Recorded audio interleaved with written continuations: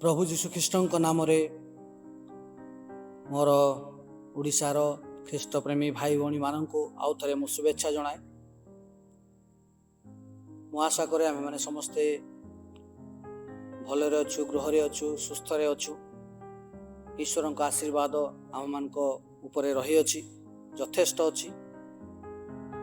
प्रभु को धन्यवाद दो जे आउ थे पुणी आम मान को प्रकार सुजोग देले तांकर जीवंत वाक्यर किसी आलोचना माध्यम आम किसी शिक्षा करवा। आसु आम माने वाक्य पढ़ी तार निगूढ़ अर्थ बुझा पूर्वर निज निज को आम माने समर्पण करवा एवं प्रार्थना करवा।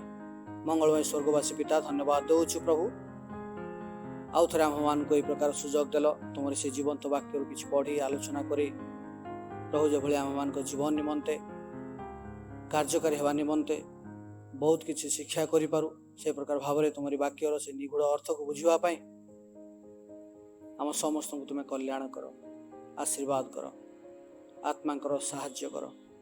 धन्यवाद दौचु, प्रार्थना शुणियाच यीशु पवित्र नाम रे मागुछु, आमेन। आसु आज आमे माने से गोटे विषय नहीं आमे आलोचना करूछु गत 3 सप्ताह धरी ईश्वर को जानिबा, नोइंग गॉड, जाके आम मैंने चतुर्थ पर्व रे अच्छु। आज जो ईश्वर को जानिबा विषय नहीं आलोचना करूँ ताहा आमे पाइबु गालतीय पुस्तक पाउलंकर एक चिठी गालतीय मंडली को तार 4 अध्याय 9 पद उपरे आमे विशेष चर्चा करूँ, किंतु मु इच्छा करी 4 अध्याय 8, 9, 10 पद मध्य आमे माने एका संगे पढ़ू ताहले विभिन्न विषय आमे बुझिबा को पारिबो। मु इच्छा करूची 8, 9 एवं 10 पद मध्य पढ़ी दउची, आ माने मन दे सुनिबु। जा पाखरे बाइबल अछि आपण माने सजाग अछंती खोलिबे। मात्र पूर्वरे तुम्हे माने ईश्वर को न जानी जो माने प्रकृत रे ईश्वर नुहंती सेमानकर दास थिल, किंतु एबे ईश्वर को परिचय पाइअछ, बरंच ईश्वर द्वारा परिचित होइअछ। तेबे किपरि आउ थरे दुर्बल और अकिंचन प्राथमिक विषय गुड़ाक प्रति फेरी जाओ, पुनर्बार सही सबुरु दास होबाकू इच्छा करूअछ। तुम्हे माने विशेष विशेष दिन, मास, पर्व, वर्ष पालन करि थाओ। तुम्हे माने तुम मानक निमंते मु जो परिश्रम करी अछि काले ताहा व्यर्थ हुए, तुम मानक संबंध रे मोहर एही भय हेउअछि। हम 11 पद मध्य पढ़ीदेलु, आ सेटारे पाउल भय करचंती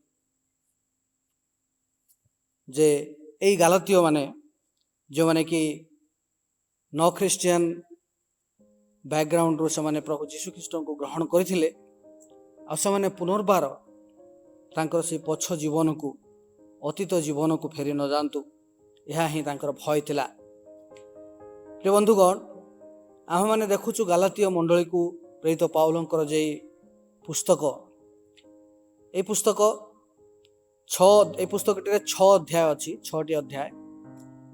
प्रथम 2टी अध्याय विशेष करी ईश्वरंकर धर्मतत्व विषय आलोचना करुछंती पाउल, एवं मझीर 2टी अध्याय विशेष करी पर्सनाल अर्थात व्यक्तिगत भाव में व्यक्तिगत ख्रिस्टियन मानकु तांकर शिक्षा, एवं अन्य 2टी 5 अध्याय एवं 6 अध्याय ताहा विशेष करी व्यावहारिक जीवन निमंते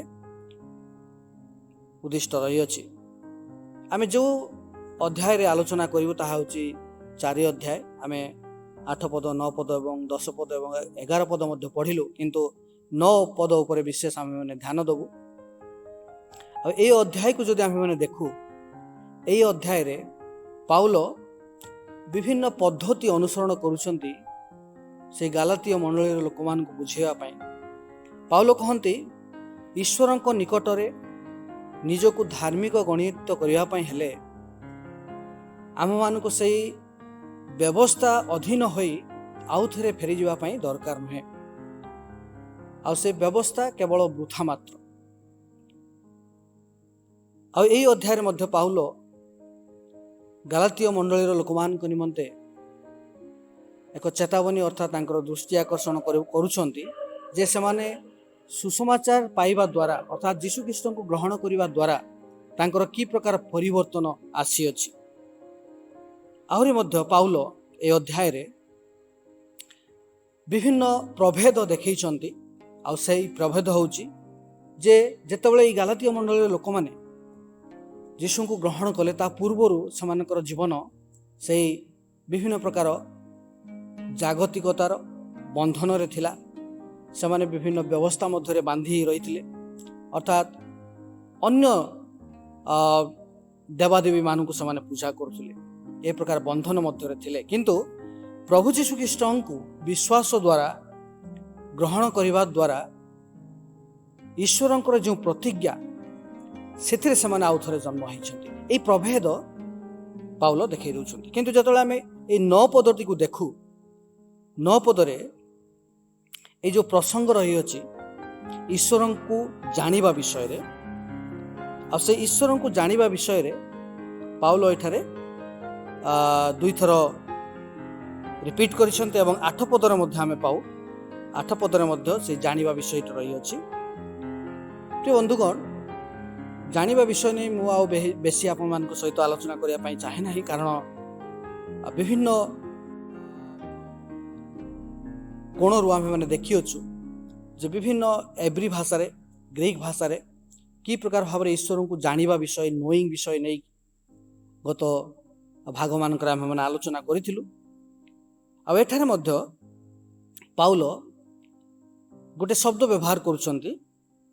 2-3ଟା ଶବ୍ଦ ଏଠାରେ ଅଛି, କିନ୍ତୁ ସେ ମୂଳ ଶବ୍ଦ ଯେଉଁ ଶବ୍ଦ ଜାଣିବା ପାଇଁ ବ୍ୟବହାର କରାଯାଇଅଛି ଈଶ୍ୱରଙ୍କୁ ଜାଣିବା ନିମନ୍ତେ, ତାହା ହେଉଛି ଗିନୋସ୍କୋ, ଯାହାର ଅର୍ଥ ଟୁ ନୋ, ନୋଇଂ ଅର୍ଥାତ୍ ଜାଣିବା, ଈଶ୍ୱରଙ୍କୁ ଜାଣିବା, ଆଉ ଜାଣିବା ନିମନ୍ତେ ଶିକ୍ଷା କରିବା, କାମ୍ ଟୁ ନୋ, ତାଙ୍କର ପରିଚୟ ପାଇବା, ଏହି ପ୍ରକାର ଭାବରେ ବୁଝିବା, ଏହି ପ୍ରକାର ଭାବରେ ବିଭିନ୍ନ ମାନେ ଏହି ଗିନୋସ୍କୋ ଶବ୍ଦର ଅର୍ଥ ରହିଅଛି। କିନ୍ତୁ ଯେତେବେଳେ ଏଇ ଖଣ୍ଡ ବାକ୍ୟକୁ ଆମେ ଦେଖୁ, ପ୍ରଥମରେ 9 ପଦର ପ୍ରଥମରେ ସେଟା ହେଉଛି କିନ୍ତୁ ଏବେ ଈଶ୍ୱରଙ୍କ ପରିଚୟ ପାଇଅଛ, ବରଞ୍ଚ ଈଶ୍ୱରଙ୍କ ଦ୍ୱାରା ପରିଚିତ ହୋଇଅଛ।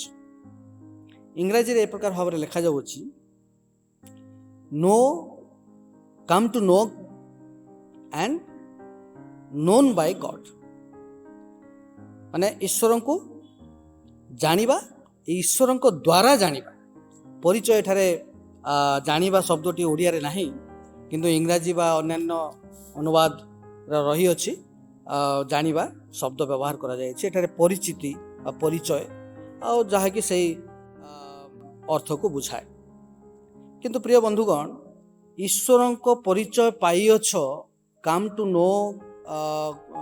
ଟୁ ନୋ ଗଡ୍, ଯେଉଁ ବିଷୟଟି ଲେଖାଯାଉଛି, ଯେଉଁ ଶବ୍ଦ, ସେଟା ଏ ପ୍ରକାର ଭାବରେ ଲେଖାଯାଉଛି ଯେ କିନୋଟେସ୍, ଏବଂ ନୋନ୍ ବାଇ ଗଡ୍ ସେଟା ହେଉଛି ଯେଉଁ ଶବ୍ଦ, ସେଟା ହେଉଛି ଗିନୋଥେନେଷ୍ଟେସ୍, ଅର୍ଥାତ୍ ଗ୍ରୀକ୍ ଭାଷାର ଉଚ୍ଚାରଣ ଏହି ପ୍ରକାର ଭାବରେ। କିନ୍ତୁ ତାର ମୂଳ ଶବ୍ଦ ଯେଉଁଟା ମୁଁ ଟିକେ ଆଗରୁ କହିଲି ସେଟା ହେଉଛି ଗିନୋସ୍କୋ, ଆଉ ସେଇଟାରୁ ଏଇ 2ଟି ଶବ୍ଦ ମଧ୍ୟ ଆସିଅଛି, କାମ୍ ଟୁ ନୋ ଏବଂ ନୋନ୍ ବାଇ ଗଡ୍। ଯାହା ହଉ, କିନ୍ତୁ ଗାଲାତୀୟ ମଣ୍ଡଳୀକୁ ଏଇ ଶବ୍ଦ ବ୍ୟବହାର କରି ପାଉଲ 4 ଥର ଗୁରୁତ୍ୱ ଦେଇ ଏହି ଶବ୍ଦକୁ ବ୍ୟବହାର କରୁଛନ୍ତି। ଏବଂ କେବଳ ସେତିକି ନୁହେଁ, ପାଉଲ ତାଙ୍କର ସମସ୍ତ ପତ୍ରଗୁଡ଼ିକରେ, ସମସ୍ତ ପୁସ୍ତକରେ 50 ଥର ଏଇ ଶବ୍ଦକୁ, ଗିନୋସ୍କୋ ଶବ୍ଦକୁ ବ୍ୟବହାର କରିଛନ୍ତି, ଅର୍ଥାତ୍ ଈଶ୍ୱରଙ୍କୁ ଜାଣିବା ଶବ୍ଦ ବ୍ୟବହାର କରିଛନ୍ତି। ତାହେଲେ ପାଉଲ କେତେ ଗୁରୁତ୍ୱ ଦେଇ ମଣ୍ଡଳୀମାନଙ୍କୁ ଶିକ୍ଷା ଦେଉଛନ୍ତି, ବିଶ୍ୱାସୀମାନଙ୍କୁ ଶିକ୍ଷା ଦେଉଛନ୍ତି ଯେ ଈଶ୍ୱରଙ୍କୁ ଜାଣିବା କେତେ ଗୁରୁତ୍ୱପୂର୍ଣ୍ଣ ବିଷୟ। ଆଉ ଏଠାରେ ଆମେ ଦେଖୁ ଯେ ଜାଣିବା ଯେଉଁ ଗିନୋସ୍କୋ ଶବ୍ଦ ରହିଅଛି, ତାର ମୂଳ ଅର୍ଥରୁ ଏ ପ୍ରକାର ମାନେ ବାହାରି ଆସୁଛି ଯେ ଏକ୍ସପିରିଏନ୍ସିଂ ଗଡ୍, ଅର୍ଥାତ୍ ସେଟା ହେଉଛି କେବଳ କାହାରି ଅନୁଭବ ନୁହେଁ, କିନ୍ତୁ ବ୍ୟକ୍ତିଗତ ଅନୁଭବ କଥା ଏଠାରେ କୁହାଯାଉଛି।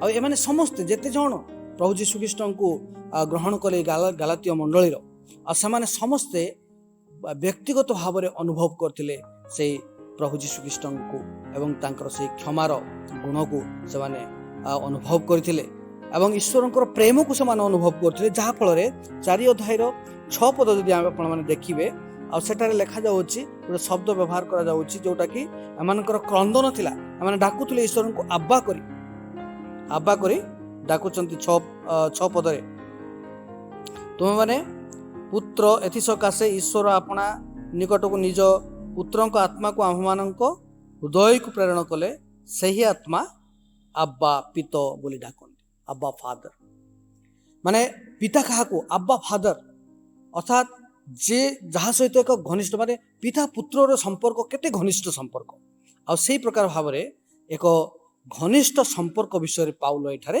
अर्थ बाहर करके आणुछंती जदि आपण माने देखिबे रोमियो मंडली को प्रेरित पाउल मध्ये लिखुचंती 8 अध्याय तार 29 और 30 पदरे सेठार मध्ये एई गिनोस को शब्द व्यवहार करा जाउछि आ जोठारे से जानिबा विषय व्यवहार करा जाउछि एवं पूर्वरु निरूपित अर्थात ईश्वर आम्भमान को जानिबा कथा कहउचंती अर्थात ईश्वर आम्भमान को आमे तांकु जानिबा आगरु ईश्वर आम्भमान को जानती बोली पाउल रोमियो मंडली को मध्य ए शब्द व्यवहार करी लेखुचंती to know and to be known by God ए दुईटी जो फ्रेज रही अछि ईश्वर को जानिबा ईश्वर को परिचय पाइबा एवं ईश्वर को द्वारा परिचिति हेबा ए दुईटी विषय को आउ टिके आमाने गभीर भाव में आलोचना करबा कारण आमर जो मुख्य विषय वस्तु एठारे लुकायित अछि आ एठारे से गभीर भाव में जानिबा विषय घनिष्ठ संपर्क विषय को बुझा जाउछि आ एठारे गालातीय माने ईश्वर को गभीर भाव में जानिथिले एवं व्यक्तिगत भाव में मध्य जानिथिले से माने बुझिथिले ख्रिस्टियानिटी ए जो ख्रीष्ट धर्म यह एक केवल धर्म नुहे यह एक संपर्क आउ ए ख्रिस्टियानिटी बा ख्रीष्ट धर्म दासत्व बंधन नुहे किंतु यह संतान संतति मानकर अर्थात पिता पुत्र जे प्रकार संपर्क ईश्वर सह यह सही प्रकार एक घनिष्ठ संपर्क को बुझाए यह ही होची ख्रिस्टियानिटी अर्थात ख्रीष्ट धर्म आठार आम कौन देखु जे रिलेशनशिप संपर्क अर्थ आम ईश्वर को जानू यह एक ज्ञान नुहे किंतु यह एक व्यक्तिगत अनुभूति संपर्क अर्थ ईश्वर आमको जानती संपर्क अर्थ ईश्वर को आमे जानू आ संपर्क अर्थ ईश्वर आमको जानती ईश्वर कि प्रकार भाव में आमको जानती ताहा उदाहरण आम गत थर मध्य देखी आम आमोस जीवन रू देखी आमोस पुस्तक अब्राहम को आह्वान जदि आम मैंने देखू अब्राहम को ईश्वर आगरू योजना करी रखी ताको आह्वान करेंगे और इस्राएल रो दायित्व देवे अब्राहम को ईश्वर बाछिले इलेक्ट कले पसंद कले आउ तांको दायित्व देले आमे जानिचु ईश्वर इस्राएल को कि प्रकार भाव में से दासत्व बंधन मुक्त कले कहीं इस्राएल को ईश्वर बहुत गभीर भाव में जानी सहित एक घनिष्ठ संपर्क रही जदि आम जिरिमिय विभिन्न भविष्य वक्ता विशेषकर जिरिमिय भविष्य वक्ता को देखू जिरिमिय कहते से जन्म हेबा आगुरु ईश्वर ताहांको जानती ईश्वर सहित संपर्क बा ताहांको जानिबा अर्थ कौन धर्मर रीतिनीति नुहे आम व्यवस्थार धर्मर रीतिनीति धार्मिक निजक धार्मिक गणित करने निमित्त करिथाउ किंतु प्रिय बंधुगण यही धर्म विभिन्न धर्मर रीतिनीति द्वारा आमे माने केबे हेले ईश्वर निकट में धार्मिक गणित हो पारिबु नाही जहाँकि पाउल एठारे सही कथा को वृथा बोली कहउचंती वर्थलेस बोली कहउचंती ईश्वर सहित सठिक जदि आमे माने उचित भाव में छिड़ा हो सठिक भाव में छिड़ा हो ତାହେଲେ କେବଳ ହିଁ ଖ୍ରୀଷ୍ଟଙ୍କ ଦ୍ୱାରା ହିଁ ତାହା ସମ୍ଭବ। ଗାଲାତୀୟ ମାନଙ୍କର ଚେଷ୍ଟା କର୍ମ ଯୋଗୁଁ ଯେ ତାଙ୍କୁ ପରିତ୍ରାଣ ମିଳିଯିବ ସେମାନେ କେବେ ଏହା ଭାବୁନଥିଲେ। କିନ୍ତୁ ଈଶ୍ୱର ସେମାନଙ୍କର ପରିତ୍ରାଣକୁ ହଜାର ହଜାର ବର୍ଷ ଆଗରୁ ଯୋଜନା କରି ରଖିଥିଲେ ଯେ ଏଇ ଗାଲାତି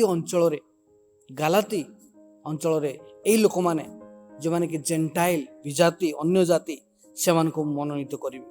4 ଅଧ୍ୟାୟର 12 ପଦ ଯଦି ଆପଣମାନେ ଦେଖିବେ, ଆଉ ସେ 12 ପଦରେ ମଧ୍ୟ ପାଉଲ କହୁଛନ୍ତି ମୁଁ ତୁମମାନଙ୍କ ପରି ହୋଇଅଛି, ତୁମେମାନେ ମଧ୍ୟ ମୋ ପରି ହୁଅ। ଅର୍ଥାତ୍ ପାଉଲ ଏଇ ଖ୍ରୀଷ୍ଟଙ୍କ ନିମନ୍ତେ ତାଙ୍କର ଜୀବନ ପରିବର୍ତ୍ତନ ହେଇଥିଲା। ତେଣୁ ଆସୁ ଏତେବେଳେ ଏଇ ପଦକୁ ଆଉ ଟିକେ ଆଲୋଚନା ମଧ୍ୟକୁ ଯିବା। 2ଟି ବିଷୟରେ ଅଧିକ ଜାଣିବା ଆମ୍ଭେମାନେ ଏଇ ପଦ ମଧ୍ୟରୁ। ପ୍ରଥମ ଭାଗ ଯୋଉଟା କି ଆମେ ଟିକେ ଆରମ୍ଭ ମଧ୍ୟ କରିଦେଇଛୁ, ଖଣ୍ଡବାକ୍ୟ ଈଶ୍ୱରଙ୍କ ପରିଚୟ ପାଇବା ଏବଂ ଈଶ୍ୱରଙ୍କ ଦ୍ୱାରା ପରିଚିତ ହେବା, ଏ ବିଷୟକୁ ଆମେମାନେ ଜାଣିଛୁ।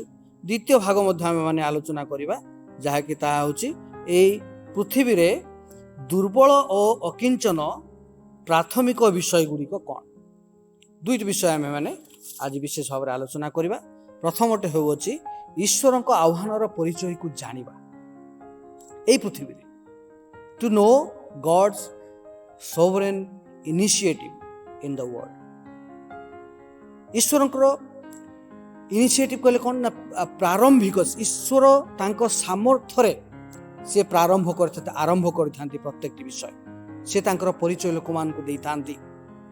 ଆଜି ପୃଥିବୀରେ ଯେତେ ବଡ଼ ବଡ଼ ଧର୍ମ ରହିଅଛି ସେମାନେ ପରସ୍ପର ନିକଟରୁ ବିଭିନ୍ନ ଭାବରେ ଅଲଗା। ବିଭିନ୍ନ ଧର୍ମ ବିଭିନ୍ନ ଭାବରେ ଅଲଗା, ସେମାନଙ୍କର ରୀତିନୀତି ଆଉ ସେମାନେ ଜାଣନ୍ତି ବା ସେମାନେ ଯେଉଁ ଗୋଟେ କମନ୍ ବିଷୟ ଆମେ ପାଉ ବିଭିନ୍ନ ବଡ଼ ବଡ଼ major religions of the world, that ଏଇ ସମସ୍ତ ଧର୍ମର ରୀତିନୀତି ଦ୍ୱାରା ସେମାନେ ନିଜକୁ ଧାର୍ମିକ ମନେ କରନ୍ତି ଏବଂ ସେମାନେ ଭାବନ୍ତି ଯେ ଆମର ପାପ କ୍ଷମା ହେବ। କିନ୍ତୁ ଖ୍ରୀଷ୍ଟିଆନ ଧର୍ମ ଅର୍ଥାତ୍ ଖ୍ରୀଷ୍ଟିଆନିଟି ବହୁତ ଅଲଗା ସବୁ ଧର୍ମ ନିକଟରୁ। ଆଉ ସେ ରୀତିନୀତି ଦ୍ୱାରା ଯେ ମୁକ୍ତି ମିଳିବ ସେଥିରେ ଖ୍ରୀଷ୍ଟିଆନିଟି ବିଶ୍ୱାସ କରେ ନାହିଁ। ପାଉଲ କହନ୍ତି ସେଗୁଡ଼ିକ ୱର୍ଥଲେସ୍, ମୂଲ୍ୟହୀନ, କେବଳ ଖ୍ରୀଷ୍ଟିଆନିଟି ହିଁ ସବୁଠୁ ଅଲଗା। ଏହା ଅଦ୍ୱିତୀୟ, ୟୁନିକ୍, ଏହା ସମ୍ପୂର୍ଣ୍ଣ ଅନୁଗ୍ରହ ଦ୍ୱାରା ସ୍ଥାପିତ। ପରିତ୍ରାଣ ବିନା ମୂଲ୍ୟରେ, ପରିତ୍ରାଣ ନିମନ୍ତେ କୌଣସି ମୂଲ୍ୟ ଦେବା ପାଇଁ ହୁଏ ନାହିଁ। ସୁସମାଚାରର ଈଶ୍ୱରଙ୍କର ଶକ୍ତି ଦ୍ୱାରା ମନୁଷ୍ୟର ଜୀବନ ପରିବର୍ତ୍ତନ ହୋଇଥାଏ। ଏଇ ଧର୍ମରେ, ଖ୍ରୀଷ୍ଟ ଧର୍ମର ଅର୍ଥାତ୍ ଖ୍ରୀଷ୍ଟିଆନିଟିରେ ସୁସମାଚାର ଯେଉଁ ବଡ଼ ବିଷୟଟି ରହିଅଛି, ସୁସମାଚାର ଦ୍ୱାରା ଲୋକମାନଙ୍କର ଜୀବନ ପରିବର୍ତ୍ତିତ ହୋଇଥାଏ।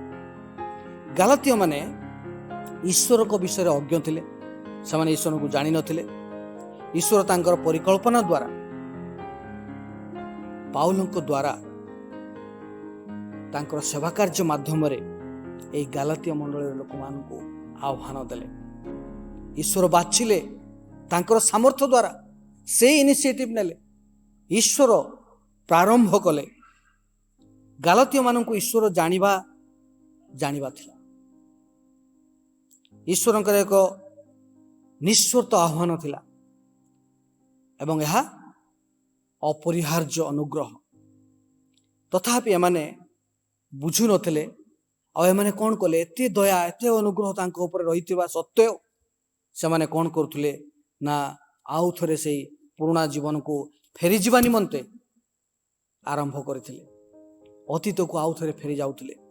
ଆଉ ସେମାନେ ଅଲରେଡି ପ୍ରାକ୍ଟିସ୍ ଆରମ୍ଭ କରିଦେଇଥିଲେ। 10 ପଦରେ ଯେ ପ୍ରକାର ଭାବରେ ଏଇ ମାସ, ବର୍ଷ ଏବଂ ବିଭିନ୍ନ ପର୍ବପର୍ବାଣୀ କଥା ଲେଖାଯାଇଅଛି, ଅର୍ଥାତ୍ ସେମାନେ ଆଉ ଥରେ ସେଇ ରୀତିନୀତି ପରମ୍ପରାକୁ ଫେରିଯିବା ପାଇଁ ପ୍ରସ୍ତୁତି ନେଉଥିଲେ। ଏଇ ଯେଉଁ ଆହ୍ୱାନ ବା ଜ୍ଞାନ, ଏହା ଥିଲା ଉଦ୍ଧାରର ଜ୍ଞାନ, ଯାହା ଈଶ୍ୱର ନିଜର ନିର୍ବାଚନ ଦ୍ୱାରା ସମ୍ଭବ କରିଥାନ୍ତି। ଅର୍ଥାତ୍ ଏଟା ହେଉଛି ଡିଭାଇନ୍ ଇଲେକ୍ସନ। ଈଶ୍ୱରଙ୍କର ପସନ୍ଦ, ଈଶ୍ୱର ବାଛିଥାନ୍ତି, ଈଶ୍ୱର ଆରମ୍ଭ କରିଥାନ୍ତି। ଆଉ ତାହା ହିଁ ହେଉଛି ନୋନ୍ ବାଇ ଗଡ୍। अर्थात गालातीय माने ईश्वर को जानी कारण प्रथमे ईश्वर से जानिले ईश्वर प्रथमे तांको प्रेम कले ईश्वर मनुष्य को सृष्टि करिसंती ईश्वर तांकर समस्त सृष्टिर वस्तु को प्रेम करती से चाहती कौन सी मनीष नष्ट न हो आ से चाहती प्रत्येक मनीष ईश्वर को जानू यह ही तांकर सृष्टि करबा मनुष्य जाति को सृष्टि करिवार उद्देश्य एवं लक्ष्य थिला से आम मान को जन्म पूर्वर जानी तो प्रिय बंधुगण नोन बाय गॉड अर्थात ईश्वर द्वारा परिचित हवा एक साधारण विषय नुहे साधारण भाव में आम मैंने समस्ते कौन करना फेमस हवा इच्छा करे मत समस्ते जानतु आ विभिन्न प्रकार एडभर्टाइज माध्यम आम मैंने व्यक्ति विशेषकर परिचय देखू से चाहती जे पृथ्वीर कोणे कोणे समस्त लोक समान जानतु ए प्रकार भाव में प्रमोट करा जाय थाए प्रचार करा जाय थाए किंतु प्रिय बंधुगण ठीक से प्रकार ईश्वर मध्य चाहती जेभली आम द्वारा तांकु समस्ते जानतु बुझिपारे कि ईश्वर चाहती ईश्वर को इच्छा हृदयर इच्छा जे ईश्वर आम मान द्वारा जेभली प्रकाशित होती एवं समस्त लोक जेभली ईश्वर परिचय आम मान जीवन पाती यह ईश्वर को इच्छा ईश्वर आमको तांको संतान भाव जानती आमको एक सुरक्षित परिचय दे था अर्थात आम मैंने समस्ते we are the children of God आम समस्त ईश्वर संतान आउ एक बापार जे प्रकार भाव में कर्तव्य रही अच्छी तार पिला को सुरक्षा देवा ईश्वर आम मान को सुरक्षा दे था पृथ्वी में ईश्वर व्यक्तिगत भाव में आमको जानती आम व्यक्तिगत परिचय ठीक से प्रकार भाव में एक चाबी भली बाइबल रे विभिन्न प्रकार उदाहरण आम माने पाई थाउ बाइबल कहे जे आम माने ईश्वर को सादृश्य रे तैयारी होई अछि ईश्वर को द्वारा आम मानकर परिचय होई अछि आउ यीशु को आम माने त्राणकर्ता मुक्तिदाता भाव में ग्रहण करि अछि एवं जानि अछि प्रिय बंधुगण जने बाइबल बड़ वक्ता अर्थात तर्जमाकारी तांको नाम होची ब्रायन रोजनर आ से कहती मु पढ़ी दउची जेतेबेले तमे निजे ठीक एवं प्रामाणिक तेबे ताहा मनुष्य मानक मध्यरे प्रवाहित हेबो जदि आमर समस्त चेष्टा प्रभु जीशु ख्रीष्टଙ୍କ सहित मिलित बा संयुक्त हेबा उपरे अवस्थान करूथिबो देखंतु एठारे ईश्वरଙ୍କର द्वारा परिचिति पाइबा विषयटी सुंदर भाव में ए व्यक्ति आम मान को बुझाउछंती जे जेतेबेले तमे निजे ठीक अछ प्रामाणिक अछ अर्थात प्रमाण कर दउछ तेबे ताहा मनुष्य मानक मध्यरे प्रवाहित हेबो अर्थात ए समस्त जिनिस आम मान को जीवन द्वारा फ्लो हेबो प्रवाहित हेबो आ सेठारे गोटे प्रश्न आसे मु किए जदि मु किए बोली कि प्रश्न करे तार उत्तर ईश्वर निकट में आमु से कही पारे जे मु जदि प्रकृत भाव में ईश्वर को जानी थाए ताले मु कहबी मोर परिचय ईश्वर गॉड नोज उत्तर कौन हम गॉड नोज गालातीय माने ईश्वर संतानर अधिकार पाई तथापि से माने जो अस्तित्व नथिबा जो देवादेवी पैगन कल्चर पैगनिज्म आओ सेटा को समाने फेरी जाउथले व्यवस्था लीगलिज्म एई विषय को समाने फेरी जाउथले प्रथम करंथी 8 अध्याय 3 पद जदि आमे माने पढिबो पाउलो कहंती जे केही ईश्वर को प्रेम करे ईश्वर ताहाको जानंती केते सुंदर विषय पाउलो देखंतु ए जानिबा विषय को पाउलो बहुत गुरुत्व देकी आम मन को बुझिया पय चेष्टा करूछंती सेथि पय मु फिलिपियो मंडली निकट को प्रेरित पाउलंकर पत्र एवं तांकर साक्षर मु ए विषयटी आरंभ करथिली पाउलो सुंदर भाव में ए जानिबा विषय को बुझेई मंडली मान को बुझाउछंती विश्वासी मान को बुझाउछंती जे के ईश्वर को प्रेम करे ईश्वर ताहांकु जानंती तेणु आमे ईश्वर को प्रेम करूछु आम माने ईश्वर को जानियोछु पाउलो एठारे भलो पाइबार एक गभीर संपर्क कथा कहउचंती डीपर रिलेशनशिप अर्थात deeper than knowing God is being known by God अर्थात जानिबा विषय ठू आहुरी गुरुत्वपूर्ण विषय हेउछि आहुरी गभीर संपर्क हेउछि ईश्वरଙ୍କ द्वारा परिचित हवा ईश्वरଙ୍କ द्वारा जानिबा इट इज गॉड्स इलेक्शन ईश्वरଙ୍କର निर्वाचन ईश्वर बिना मूल्य रे तांको पई हमको आह्वान करूछंती बाछुछंती यह बिना मूल्य रे पाउल कोरिन्थियो को एवं गालातियों को कौन कहउछंती प्रकृत रे प्रथम कोरिन्थियो 8 अध्याय 3 पद देखिलु एवं गालातियो 4 अध्याय 9 पद मध्ये पढिचु यह एक सुजोग जे ईश्वर निर्वाचन करिबा यह एक सुजोग आमन को निमंते एक सुजोग जदि आम मैंने प्रकृत भाव ईश्वर को जानी अच्छु ताहले आम मान को निमंते प्रिविलेज सुवर्ण सुजोग पाउल लोक मान को कहउचंती जहा किछि तमर अछि निजस्व से सब ईश्वर अनुग्रह दान आउ ताहा सामर्थ्यर प्रारंभिकता से ही सर्वभौम सामर्थ्यकारी आउ ईश्वर ही समस्त विषय को प्रारंभ करिथांती व्यवस्था हमको आमर पापमय जीवनर अवस्था दिखाई दी थाए किंतु हमको उद्धार केवल जीशु ख्रीष्टଙ୍କ द्वारा ही संभव ही थाए व्यवस्था हमको आमर भूल आमर पाप को देखै दी थाए किंतु मुक्ति पाइबा पा हेले प्रभु जीशु ख्रीष्ट ही एकमात्र रास्ता द्वितीय विषय हम देखिबा आउ को विषय जानिबा कथा एटारे कहा जाउछि जे दुर्बल और अकिंचन प्राथमिक विषय गुड़िक प्रति फेरी जाओ फेरी जाई पुनर्बार से सब दास हेबा निमंते चेष्टा करूछु प्रिय बंधुगण ए पृथ्वी रे दुर्बल अकिंचन विषय गुड़िक कौन ताहाको आम मान को निश्चय जानिया पई हेबो दुर्बल अकिंचन विषय आमे तो ए पृथ्वी रे जेतेबेले जीवन यापन करूछु सेतेबेले विभिन्न दुर्बल विषय ऊपर मध्य अनेक समय आमे माने निर्भर करिथाउ आमे भाबी थाउ ताहा सबल से ही आम मान को रक्षा करिवो किंतु प्रिय बंधुगण ए 9 पदर आउ से शेष अंश रे देखुछु इंग्रजी रे ताको कहा जाउची वीक एंड वर्थलेस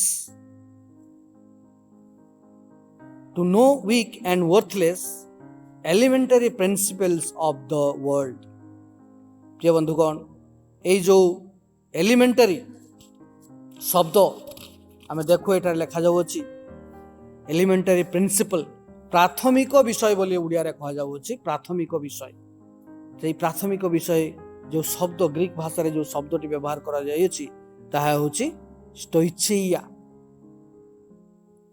आउ ताहा होछि से प्राथमिक एलिमेंटरी प्रिंसिपल्स प्राथमिक विषय गुड़िक विषय रे सेटार लिखा जायछि बाइबल रो तर्जुमाकारी मानकु ए विषय ए शब्द ए जो स्टोइचेइया ग्रीक भाषार जो शब्द रही अछि बुझेवा पाई बहुत कष्ट बहुत तांको अस्पष्ट लागुछि काहे कि ए शब्दटी विभिन्न भाव में व्यवहार करा जाय अछि एवरी 5 अध्याय तार 12 पद सेटार मध्ये ए शब्दटी व्यवहार करा जाय अछि आ सेही एवरी लेखक ताहाको आत्मिक प्राथमिक विषय बोली कहउछन्ती जागतिक प्राथमिक विषय नुहे आत्मिक प्राथमिक विषय आउ गालातिया 4 अध्याय रे जेटा आमे देखुछि 4 अध्यायटी आ सेठारे प्राथमिक विषय जगतर प्राथमिक विषय कथा कहा जाउछि आउ 3 अध्याय 24 पद जदि आमे देखु एई गालातिय सेठारे पाउल कहउछन्ती व्यवस्था हेउछि एक शिक्षक अर्थात व्यवस्था विषय रे सेठारे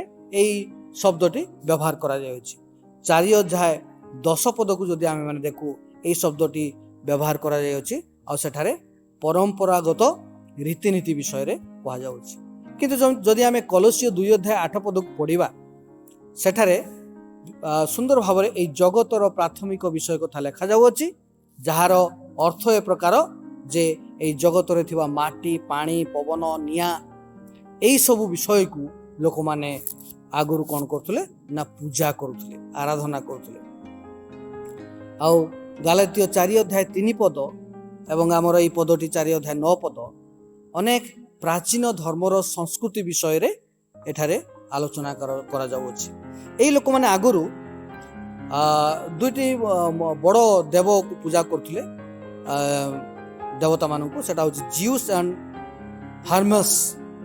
ଏ ଦୁଇଟି ଦେବତାକୁ ସେମାନେ ପୂଜା କରୁଥିଲେ।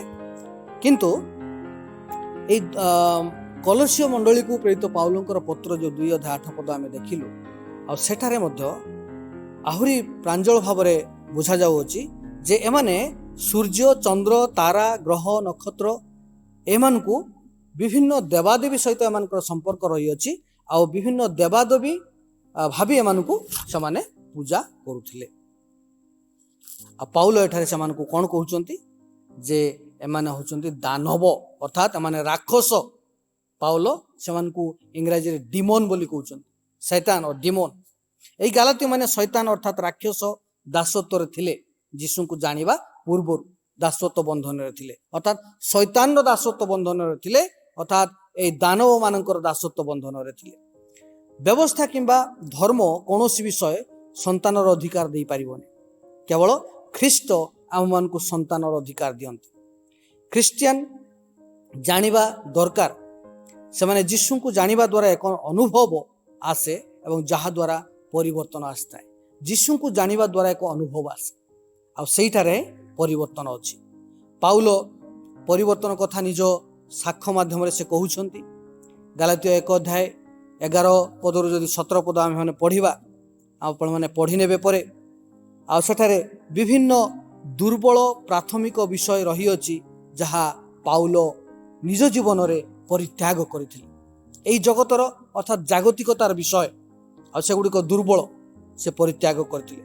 ପାଉଲ ସ୍ୱଧାର୍ମିକତାରୁ ଫେରି ଖ୍ରୀଷ୍ଟଙ୍କ ଉଦ୍ଧାର କାର୍ଯ୍ୟକୁ ଫେରିଥିଲେ, ଅର୍ଥାତ୍ ନିଜେ ଧାର୍ମିକ ବୋଲି। ଅନେକ ସମୟରେ ଆମମାନଙ୍କ ମଣ୍ଡଳୀ ମାନଙ୍କରେ ଏହି ସ୍ୱଧାର୍ମିକ ବ୍ୟକ୍ତି ବହୁତ ମିଳନ୍ତି, ଆଉ ପାଉଲ ମଧ୍ୟ ସେଠାରେ ସ୍ୱୀକାର କଲେ ଏହା ଉଚିତ ନୁହେଁ, ଆଉ ସେ ଉଦ୍ଧାର ପାଇଁ କୋଉଠୁକୁ ଆସିଲେ? ଯୀଶୁ ଖ୍ରୀଷ୍ଟଙ୍କ ନିକଟକୁ। ପାଉଲ କହନ୍ତି, ଯଦି ଏ ପର୍ଯ୍ୟନ୍ତ ତମେ ନିଜର ପାପକୁ ଜାଣିନାହଁ, ଈଶ୍ୱରଙ୍କ ନିକଟରୁ ଦୂରକୁ ଯାଇଅଛ, ତେବେ ଫେରି ଆସ। ଯୀଶୁ ଉଦ୍ଧାର ଦେବା ପାଇଁ ପ୍ରସ୍ତୁତ ଅଛନ୍ତି। ଯୀଶୁ ଖ୍ରୀଷ୍ଟ ଆମମାନଙ୍କୁ ଉଦ୍ଧାର ଦେବା ନିମନ୍ତେ ପ୍ରସ୍ତୁତ ଅଛନ୍ତି। ପାପ ଏ ପ୍ରକାର ବିଷୟ, ସେ ସବୁବେଳେ ଶୈତାନ, ଡିମୋନ, ଡେଭିଲ ସବୁବେଳେ ସୁଯୋଗ ନେଇଥାଏ ବ୍ୟବସ୍ଥା ଦ୍ୱାରା, ଧର୍ମଶାସ୍ତ୍ର ଦ୍ୱାରା ବିଶ୍ୱାସୀ ମାନଙ୍କୁ ଠକେଇବ, ଧୋକା ଦେବ। ହି ୱିଲ୍ ଡିସିଭ୍ ଏବଂ ଆମମାନଙ୍କ ଜୀବନକୁ ମୃତ୍ୟୁ ଆଡ଼କୁ ଟାଣି ନେବ। ପ୍ରିୟ ବନ୍ଧୁଗଣ, ଶୈତାନ କେବଳ ବ୍ୟବସ୍ଥା ଦ୍ୱାରା ଆମମାନଙ୍କୁ ପ୍ରତାରଣା ଦେଇଛି, ଆମମାନଙ୍କୁ ପ୍ରତାରଣା ହିଁ ଦେଇଛି। ପ୍ରେରିତ 16 ତାର 16 ପର୍ଯ୍ୟନ୍ତ ଯଦି ଆପଣମାନେ ପଢ଼ିବେ, ସୁନ୍ଦର ଭାବରେ ପାଉଲ ଏବଂ ଶିଲାର ଘଟଣା ଆପଣମାନେ ସେଠାରୁ ପାଇବେ। କି ପ୍ରକାର ଭାବରେ ସେଠାରେ ଗୋଟେ ପଦ, ଆଉ ମୁଁ କହିବା ପାଇଁ ଚାହେଁ, ସେଇ ସତ୍ୟ ବିଷୟରେ ଲେଖାଯାଉଛି ମୁଖସ୍ଥ ପଦ ଯେ if you know the truth will set you free. ଯଦି ଆମେମାନେ ସତ୍ୟକୁ ଜାଣିଅଛୁ, ସେହି ସତ୍ୟ ଆମମାନଙ୍କୁ ମୁକ୍ତ କରିବ। ସତ୍ୟକୁ ଜାଣିବା ନିମନ୍ତେ ଏହି ସତ୍ୟ କିଏ? ଏହି ସତ୍ୟ ହେଉଛି ସୁସମାଚାର। ଏହି ସୁସମାଚାର କିଏ? ଏହି ସୁସମାଚାର ହେଉଛନ୍ତି ପ୍ରଭୁ ଯୀଶୁ ଖ୍ରୀଷ୍ଟ। ତେଣୁ ପ୍ରିୟ ବନ୍ଧୁଗଣ, ସୁସମାଚାରରେ ଯେଉଁ ଶକ୍ତି ରହିଅଛି, ପ୍ରଭୁ ଯୀଶୁ ଖ୍ରୀଷ୍ଟଙ୍କ ନିକଟରେ ଯେଉଁ ଶକ୍ତି ରହିଅଛି, ଆଉ ସେଥିରେ ଆମମାନଙ୍କୁ ସହଭାଗିତା କରିବା ପାଇଁ ପାଉଲ ଆହ୍ୱାନ ଦିଅନ୍ତି, ଆଉ ସେଥିରେ ଆମମାନଙ୍କୁ ସଂଯୁକ୍ତ ଜୀବନ ଅତିବାହିତ କରିବା ପାଇଁ ଆମମାନଙ୍କୁ ଆହ୍ୱାନ ଦିଆଯାଏ। ପ୍ରିୟ ବନ୍ଧୁଗଣ, ପାଉଲ ଏବଂ ଶିଲା ସେଦିନ ରାତ୍ରିରେ ଆଉ ସେମାନେ ବସି ପ୍ରାର୍ଥନା କରୁଥିଲେ, ଈଶ୍ୱରଙ୍କର ଗୁଣଗାନ କରୁଥିଲେ, ଆଉ ସେମାନେ ବୁଝିପାରିଥିଲେ ସେଇ ପ୍ରଭୁ ଯୀଶୁ ଖ୍ରୀଷ୍ଟ ହିଁ ସେ ସତ୍ୟ, ଆଉ ସେମାନେ ଈଶ୍ୱରଙ୍କ ଉପସ୍ଥିତିକୁ ଅନୁଭବ କରିଥିଲେ। ପାୱାର ଅଫ୍ କ୍ରାଇଷ୍ଟ, ଆଉ ଯେଉଁ ଶକ୍ତି, ପ୍ରଭୁ ଯୀଶୁ ଖ୍ରୀଷ୍ଟଙ୍କର ଯେଉଁ ଶକ୍ତି ସେମାନେ ସେ ରାତ୍ରିରେ ଅନୁଭବ କରିଥିଲେ। ପ୍ରିୟ ବନ୍ଧୁଗଣ, ଆଉ ତାଙ୍କର ସେଇଦିନ ଆତ୍ମିକ ଏବଂ ମାନସିକ ଭାବରେ ସ୍ୱାଧୀନତା ଆସିଥିଲା। ସେମାନେ free from all sorts of elementary things of this world. ସେମାନେ ଏହି ପୃଥିବୀର ସମସ୍ତ ପ୍ରାଥମିକ ବିଷୟ, ଦୁର୍ବଳ ଜାଗତିକତ ବିଷୟ, ଅକିଞ୍ଚନ ବିଷୟ ନିକଟରୁ ସେମାନେ ନିଜକୁ ମୁକ୍ତ କରିଥିଲେ ଆଉ ମୁକ୍ତ ହେଲେ ବୋଲି ସେ ନିଜେ ଅନୁଭବ କରିଥିଲେ। ପ୍ରିୟ ବନ୍ଧୁଗଣ, ଏଇ ଜଗତରେ ଯେତେ ବଡ଼ ସମସ୍ୟା ହେଇଥାଉ ନା କାହିଁକି, ସେ ମହାମାରୀ ଭଳି ସମସ୍ୟା ହେଇଥାଉ ନା କାହିଁକି, କେବଳ ଯୀଶୁଖ୍ରୀଷ୍ଟଙ୍କ ନିକଟରେ ହିଁ ଆଉ ସେଇ ମୁକ୍ତି ରହିଅଛି। ପ୍ରଭୁ ଯୀଶୁଖ୍ରୀଷ୍ଟଙ୍କ ଦ୍ୱାରା ମୁକ୍ତିର ଏକ ନୂତନ ନିୟମ, ଏକ ନୂତନ ବ୍ୟବସ୍ଥା, ଏକ ନୂତନ ଆଇନ, ଏକ ନୂତନ ଚୁକ୍ତି ଏହି ପୃଥିବୀରେ ଆସିଲା।